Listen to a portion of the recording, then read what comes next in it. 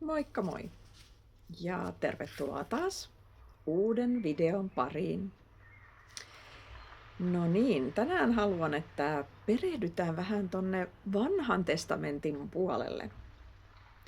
Katsotaan vähän, että minkälaista vaikutusta meille voi olla eri asiat tässä maailmassa. Ja miten onkaan tärkeää pysyä avoimin sydämin Jumalaa kohti koko ajan. Toivottavasti sinulla on ollut hyvä alku kesälle. Nyt on aivan ihana aika vuodesta. Ja aloitetaan pienellä rukouksella. Taivaan Isä, kiitos kaikista, jotka katsovat tätä opetusta ja tätä videota. Anna heille armoa ja siunausta. Ja kiitos Herra, että lupaat Raamatussa, että siellä missä kaksi tai useampi on koolla sinun nimessäsi, Jeesus, siellä sinä olet kanssamme hengessäsi, niin haluankin kiittää sinua siitä, että olet kanssamme täällä hengessäsi. Ja annat meille kaiken sen, mitä tässä hetkessä tarvitsemme. Annat ilmestystä ja rauhaa sydämiimme, koska se on sinun tahtosi. Kaikki kunnia sinulle, Herra, Jeesuksen nimessä. Amen. Amen. Joo, ja muista tykätä videosta. Ja ellet jo seuraa kanavaa, niin seuraa kanavaa. Kiitos. No niin, eli otathan oma raamattusi esille, lue kanssani. Onhan sinulla oma raamattu, jos ei niin hanki sellainen. Se on elintärkeää, kuten saamme tässä lukea. Elikkä mennään vanhan testamentin puolelle. Aloitetaan toisesta aikakirjasta, eli toinen aikakirja, luku 12. Luetaan luvussa 12 jakeet 1–8. No niin, aloitetaan. Kun Rehabeamin kuninkuus oli vahvistunut ja hänen valtansa vakiintunut, hän hylkäsi Herran lain ja koko Israel seurasi häntä. Kuningas Rehabeamin 5. hallitusvuonna Egyptin kuningas Sisak hyökkäsi Jerusalemia vastaan.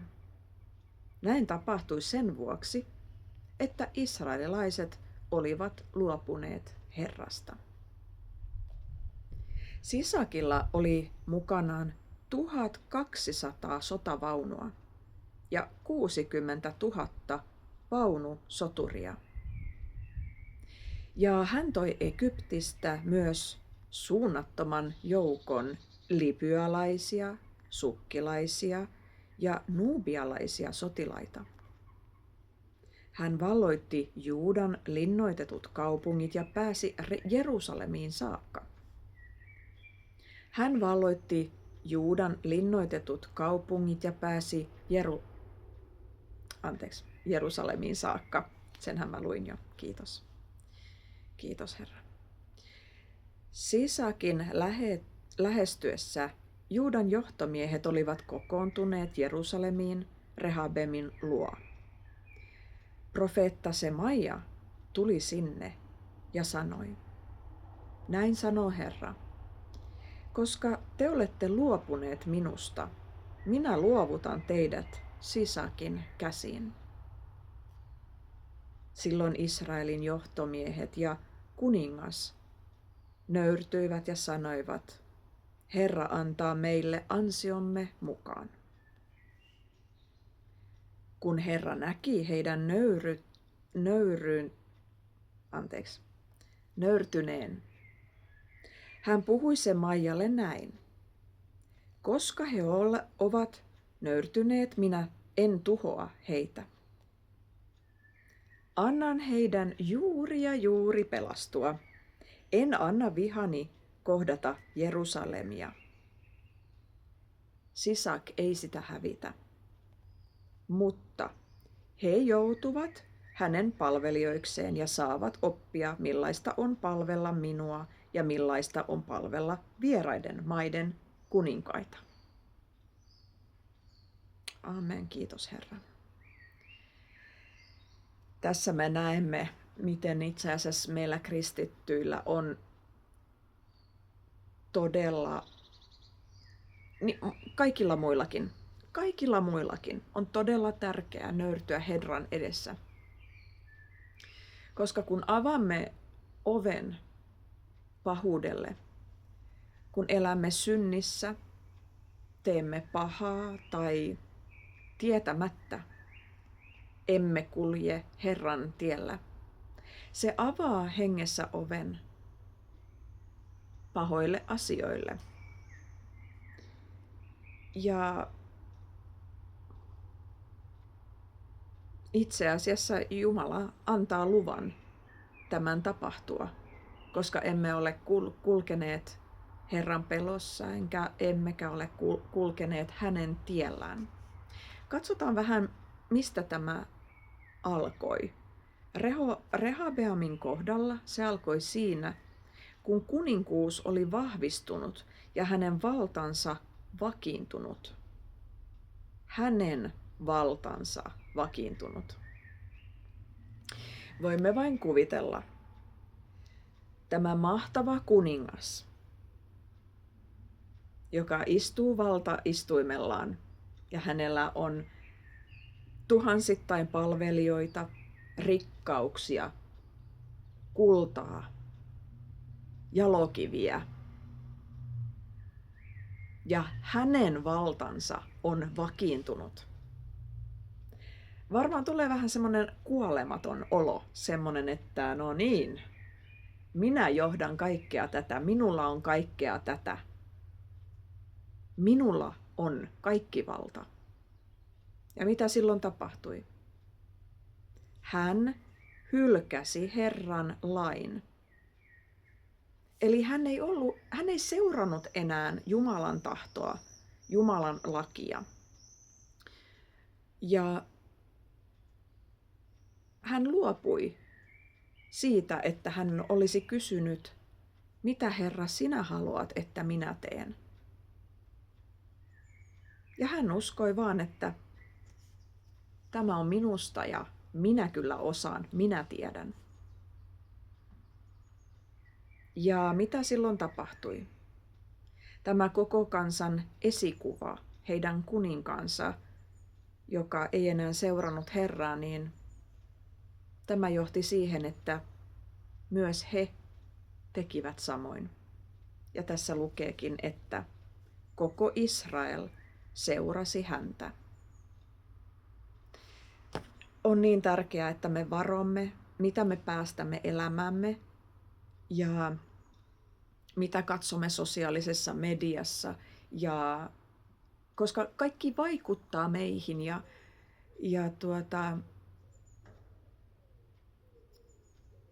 niin. Se, mitä päästämme elämäämme, meidän elinympäristöömme, niin se vaikuttaa meihin.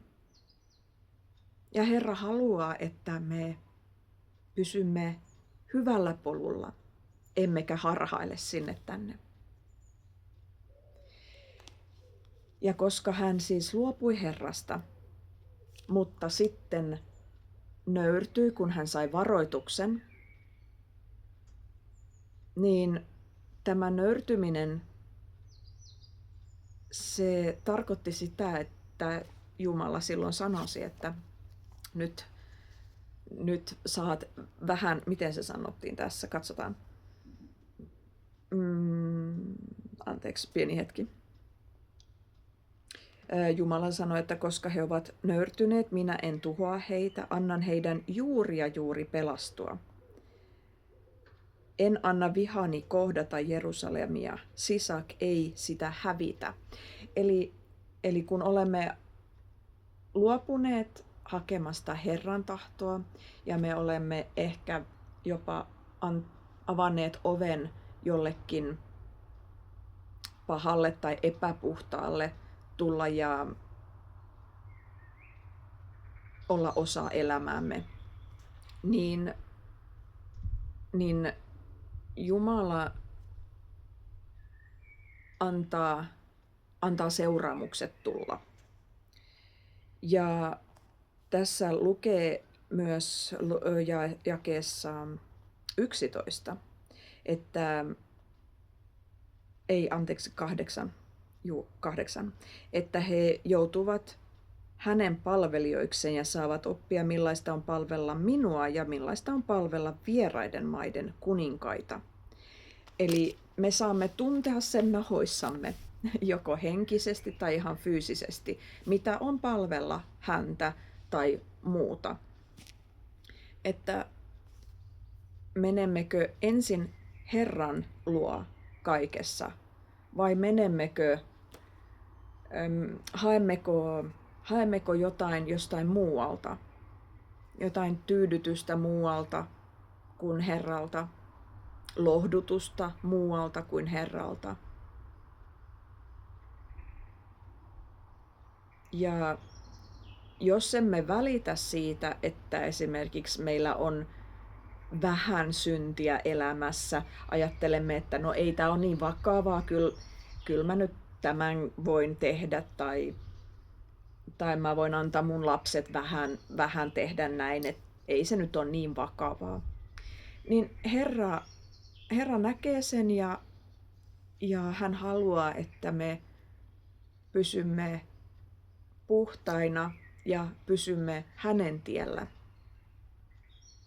Niin me saamme tuntea sen seuraamukset, jos emme koko sydämestä etsi häntä ja emme hae häntä. Ja niin. Jatketaan itse asiassa tuonne toiselle paikalle tätä raamattua. Katsotaan, mitä tässä lukee. Mennään 1. Kuninkaiden kirja lukuun 11. Luetaan jakeet 1-8. Eli 1. Kuninkaiden kirja 11 ja jakeet 1-8. Kuningas Salomolla oli vaimoinaan lukuisia vieraiden maiden naisia, joita hän rakasti. Faaraon tyttären lisäksi hänellä oli moabilaisia, ammonilaisia, edomilaisia, sidonilaisia ja heettiläisiä vaimoja. He olivat lähtöisin niiden kansojen parista, josta Herra oli sanonut israelilaisille, pysykää loitolla heistä, ja hekin pysykööt teistä loitolla. Muuten he viekottelevat teidän sydämenne omien jumaliensa puoleen. Salomo rakasti näitä naisia ja kiintyi heidän jumaliinsa. Hänellä oli 700 kuninkaallista vaimoa ja 300 sivuvaimoa, ja he veivät hänen sydämensä harhaan. Salomon vanhuuden päivinä vaimot viekottelivat hänen sydämensä muiden jumalien puoleen, eikä hän ollut enää täydestä sydämestään uskollinen Herralle Jumalalleen, niin kuin hänen isänsä Daavid oli ollut. Salomo rupesi palvelemaan sidonilaisten jumalatarta ja ammonilaisten iljetystä Milkomia. Salomo teki sitä, mikä on väärin Herran silmissä, eikä seurannut Herraa uskollisesti, niin kuin hänen isänsä Daavid. Hän rakensi Jerusalemin itäpuolella olevalle vuorelle uhripaikan Kemosille, moabilaisten iljetykselle, ja ammonilaisten iljetykselle Milkomille. Samoin hän teki uhripaikkoja muitakin vierasmaisia vaimojaan varten niin, että he saivat suitsuttaa ja uhrata jumalilleen.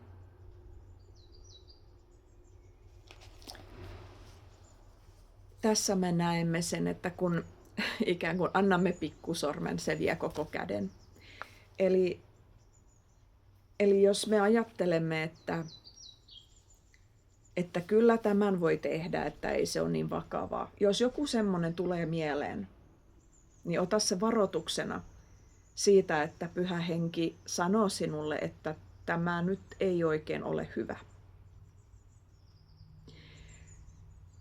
Monta kertaa, kun meillä on jokin heikkous, niin sen sijaan, että me rukoilemme Herraa, että hän auttaa meitä ja ottaa pois tämän heikkouden, vahvistaa meitä, niin annamme sen vaan olla. Ja jopa ajattelemme, että ei sillä niin väliä. Koska ehkä se on jotain, mitä me rakastamme. Joku henkilö, ketä me esimerkiksi katsotaan ylöspäin.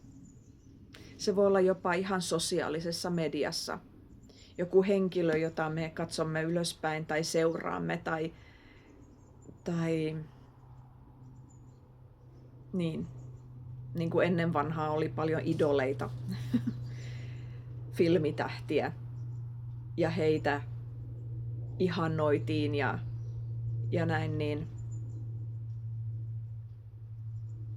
sitten sen huomaa, että se mitä he tekee elämässään, niin siitä tulee se, että jaa, minäkin voisin tehdä noin, koska tämäkin henkilö teki näin.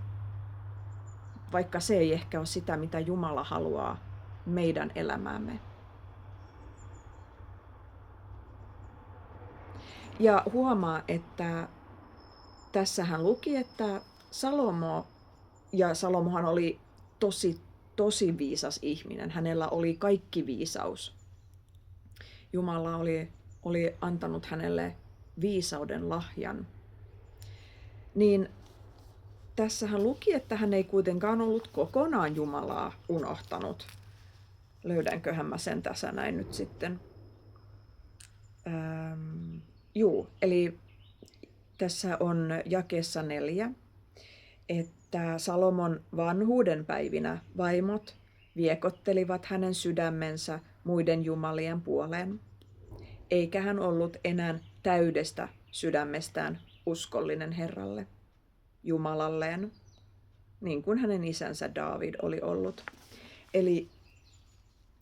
Eli kun elämme synnissä tai emme seuraa Herraa koko sydämestämme, emme ole antautuneet kokonaan Herralle, niin se ei tarkoita sitä, ettemmekö rakasta Herraa myöskin. Ja Herra on hyvä, suvaitsevainen ja rakastavainen.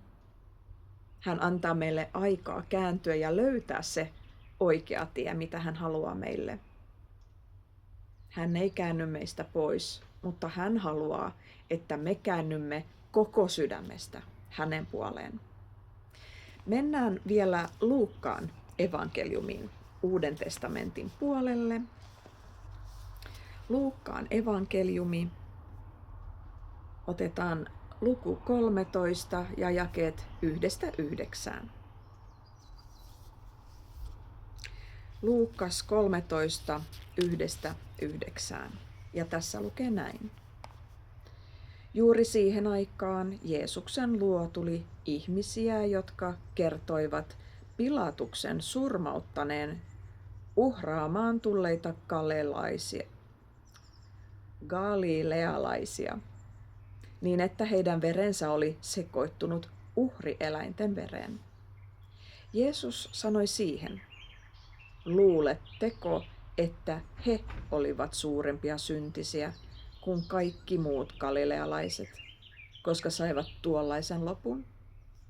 Eivät suinkaan. Samalla tavoin te kaikki olette tuhon omia, ellette käänny. Entä ne 18, jotka saivat surmansa, kun Siloan torni sortui heidän päälleen?